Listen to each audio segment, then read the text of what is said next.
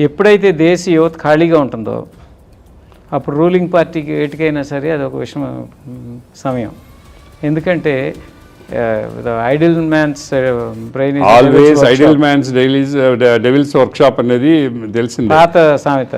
కానీ ఈ దేశంలో పిల్లలు ఎవరు ఖాళీగా లేరు. అది మీరు మర్చిపోతున్నారు. మొబైల్లో ఉండి వాళ్ళకు ఒక వ్యాపకంగా కాదు, ఇది ఒక వ్యసనంగా తయారైంది మొబైల్ అనేది. ఎందుకంటే world wide screen time 2 hours ఉంటే ఇండియాలో 8 hours ఉంది.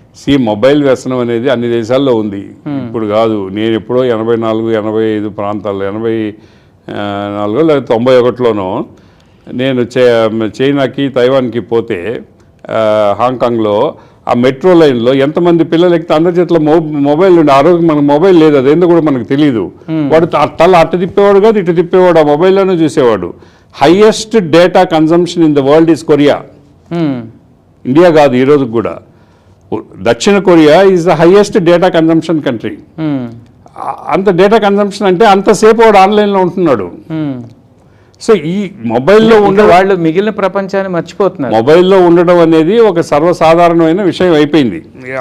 ఎక్కువ టైం స్క్రీన్ మీద గడిపిన దానివల్ల వాడి కళ్ళు పోతున్నాయి, మెదడు పోతుంది, వాడి ఆలోచన తీర్లు మారుతున్నాయి. ఏదేదో డాక్టర్లు, సైకాలజిస్టులు. లాస్ట్ ఎపిసోడ్లో దక్షిణ కొరియా ఫర్టిలిటీ రేట్ కూడా బాగా తగ్గిపోయింది, అసలు యువతరం లేదు, పిల్లలు లేరు. అదే అన్ని సమస్యలు ఉన్నా కూడా ఇక్కడ భారతదేశంలో మాత్రం పిల్లలు ఖాళీగా లేరు.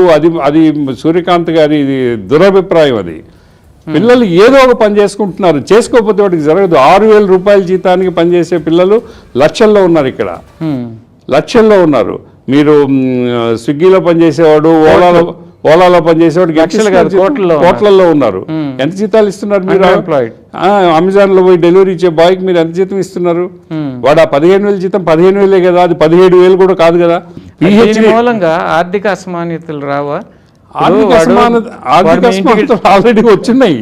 మీ ఇంటికి డెలివరీకి వస్తాడు, మీ స్థితిగతులు చూస్తాడు, ఒక రకమైన అసూయ భావం వస్తుంది, వాడు మనసు ఆక్రోశిస్తుంది, మనసులో ఒక ఆక్రోశం వస్తుంది, కసి వస్తుంది. ఇవన్నీ కలిపి ఈరోజు కాక్రోచ్ పార్టీ లాగా దాని ఫలితం ఇదే.